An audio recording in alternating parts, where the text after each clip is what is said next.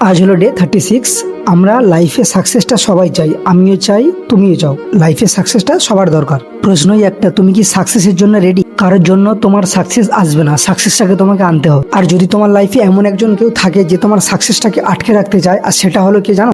না সে তোমার ফ্রেন্ড, না তোমার ফ্যামিলির কেউ, না তোমার সোসাইটি, সেটা হলো একমাত্র তুমি। নিজেকে কমফোর্ট জোনের মধ্যে রাখা, কাল থেকে শুরু করো, এক্সকিউজ বানান, এইসবকে কন্ট্রোল কে করো? এগুলোকে তুমি নিজে কন্ট্রোল করো। 1 বছর আগে তুমি যেখানে ছিলে, 1 বছর পরও তুমি সেম জায়গায় থাকবে, কারণ তুমি নিজেকে কমফোর্ট জোন থেকে বের করতে পারছো না। যেদিন তোমার কষ্ট হবে, ভাববে তুমি সেদিন তুমি ঠিক পথে আছো। কমফোর্ট জোন থেকে বের হও আর নিজেকে পুশ করো।